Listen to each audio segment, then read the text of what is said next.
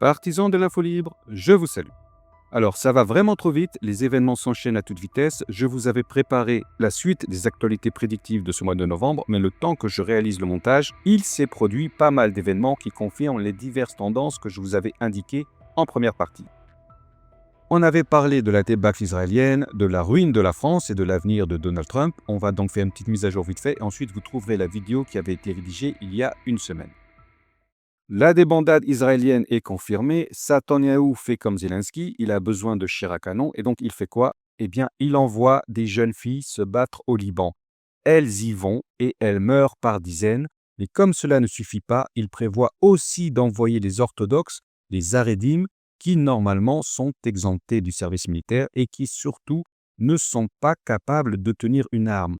Leur frêle nature, qui n'a pas été compensée par les vertus du travail manuel, font d'eux des proies faciles pour le Hezbollah. Est-ce qu'on imagine le Rav Ron Shaya déambuler comme Rambo dans les villes en ruine du sud-Liban avec un casque et une mitraillette? C'est pas possible. Netanyahou, quant à lui, est officiellement un fugitif. La CPI a émis un mandat d'arrêt contre lui et les 123 pays signataires sont obligés de l'arrêter. Il peut encore aller aux USA, mais politiquement, il est cuit. À l'annonce du mandat d'arrêt, il déclara que la CPI est antisémite. Il s'est donc couvert de ridicule, d'autant plus que le juge qui a instruit son dossier d'inculpation, Théodore Méron, est un ancien ambassadeur d'Israël et surtout un survivant de la Shoah. Accuser un juif qui a survécu au camp de concentration d'être antisémite, il faut être quand même un peu fêlé. Netanyahou, il lui manque une case, en plus il a été hospitalisé en urgence, il ne devrait pas tenir encore bien longtemps. Second dossier, la ruine de la France. Pour le moment, c'est juste une info, c'est du blabla. On parle de centaines de milliards. Les gens ne comprennent pas que c'est vraiment quelque chose de concret. Il est notamment question de supprimer le RSA, d'instaurer des taxes sur à peu près tout, même sur les produits d'occasion du Bon Coin. Et pourquoi pas les vide-greniers, les taxes kilométriques. C'est de la folie pure. Il se pourrait que ce soit le dernier budget. Ensuite, ce sera la grande débandade. En gros, ils vont prendre le pognon et se sauver. Troisième dossier qui est le sujet de la vidéo d'aujourd'hui, l'avenir de Donald Trump. Donc j'avais tout préparé et j'avais expliqué qu'il devait se méfier entre autres du complexe militaro-industriel. Et avant même que la vidéo ne sorte, on annonce que l'Ukraine est autorisée à se servir de missiles longue portée contre la Russie. Personne ne sait d'où sort cette info au juste, il n'y a pas de source officielle, mais l'Ukraine a lancé 6 à 12 missiles de croisière Scalp Storm Shadow en territoire russe. Ils ont tous été interceptés et détruits, sauf un qui s'est écrasé non loin d'une installation militaire. La Russie a alors riposté en envoyant un missile balistique intercontinental muni de plusieurs ogives qui n'étaient pas chargés. C'était juste un avertissement, aussi bien pour les Ukrainiens que pour les pays du camp atlantiste. Il y aura d'autres représailles. La Russie pourrait procurer des armes sophistiquées à l'Iran ou encore au Hezbollah. Quoi qu'il en soit, c'est une victoire pour le complexe militaro-industriel puisque la tension n'est pas retombée, les pourparlers de paix ont été repoussés, ils vont pouvoir engranger encore quelques milliards. Cette affaire qui nous amène aux portes de la Troisième Guerre mondiale est donc un coup des marchands d'armes, et c'est ce que j'explique dans la suite de la vidéo. Ils sont les adversaires de Donald Trump et donc ils ont réagi très vite afin de protéger leurs intérêts. Même si tout le monde est paniqué, il n'y aura pas de Troisième Guerre mondiale pour le moment. On sait quand elle commencera, on sait quand elle finira. On sait aussi qu'elle sera motivée par des raisons complètement différentes de ce que les gens s'imaginent. La Troisième Guerre mondiale ne sera pas un coup de caprice dû aux circonstances. Elle sera mûrement réfléchie. Voilà, fin de la mise à jour. Je vous laisse avec la suite de la vidéo qui était initialement programmée et vous trouverez peut-être des pistes pour mieux comprendre les prochains événements de l'actualité. Suite des actualités prédictives de ce mois de novembre, cette fois on va parler de Trump qui vient d'être réélu. Alors les questions que tout le monde se pose, est-ce que ça change quelque chose au niveau des prédictions? Est-ce que la ligne temporelle est toujours la même? Est-ce que la Troisième Guerre mondiale aura bien lieu? Et surtout, est-ce qu'il va être éliminé? Alors, réponse rapide, l'assassinat de Donald Trump est mentionné dans plusieurs visions et prédictions. La vision montrée par la carte du jeu de Steve Jackson, Illuminati New World Order, c'est déjà réalisé, c'était juste un avertissement. On lui a fait comprendre qu'il pourrait être éliminé à n'importe quel moment par ses propres agents du Secret Service. La carte montrait même la trajectoire de la balle à hauteur de l'oreille.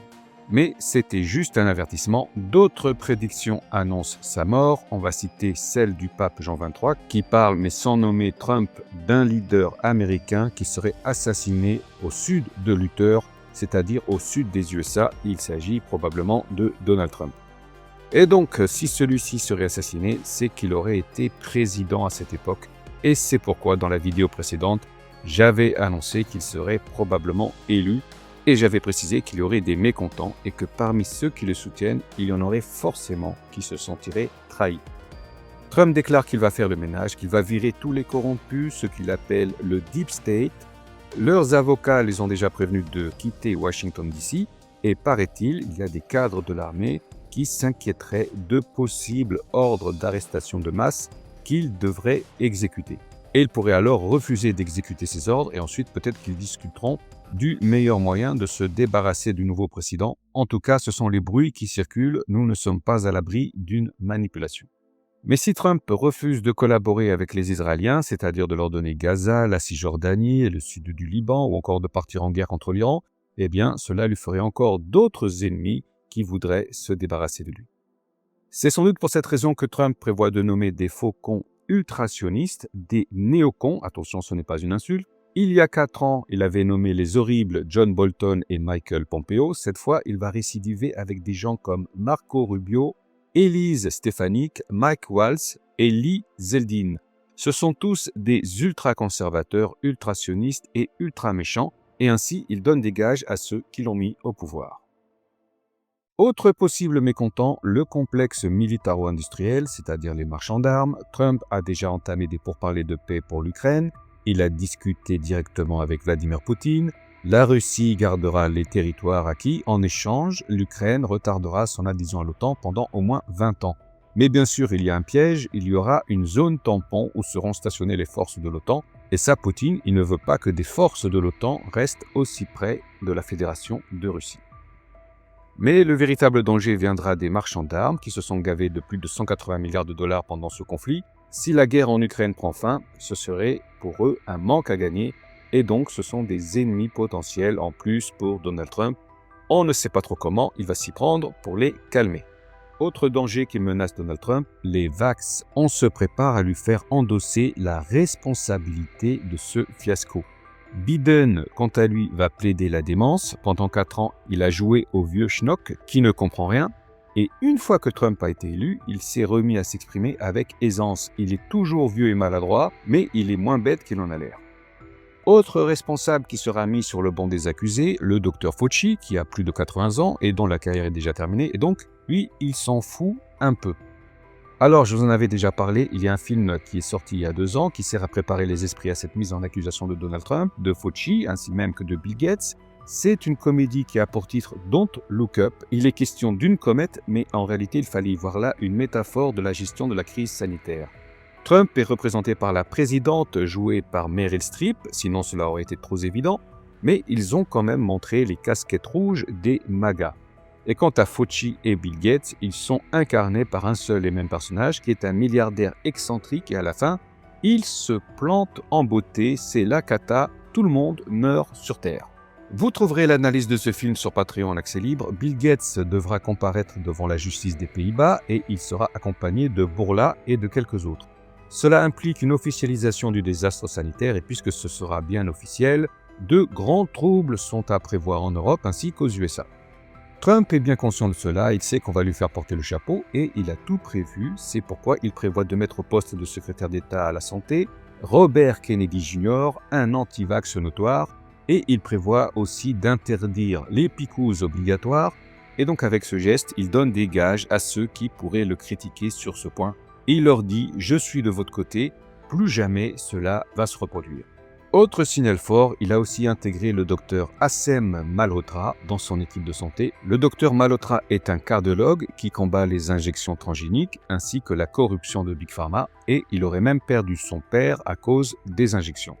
Trump va aussi mettre fin au traité sur la pandémie signé entre l'OMS et Joe Biden et il prévoit de quitter carrément l'Organisation mondiale de la santé. Il a également promis d'interdire le fluor et d'autres additifs qui sont rajoutés dans l'eau du robinet.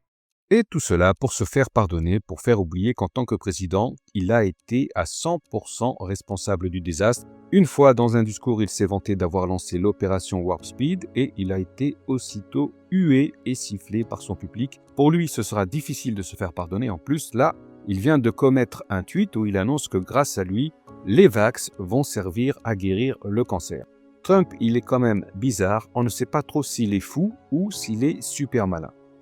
En tout cas, au vu des nominations qu'il propose, on voit bien qu'il veut donner des gages à la fois à ses électeurs et ainsi qu'aux différents lobbies. Trump a beau avoir mis dans sa poche la Maison-Blanche, le Sénat et le Congrès, il n'est pas tout puissant, il devra composer avec les forces en présence.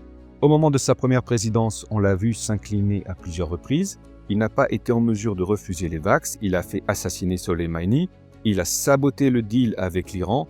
Il a fait tout ce qu'on lui a demandé de faire, en échange de quoi la durée de vie de l'Amérique a été prolongée et c'est certainement ce qu'il envisage de faire encore cette fois-ci.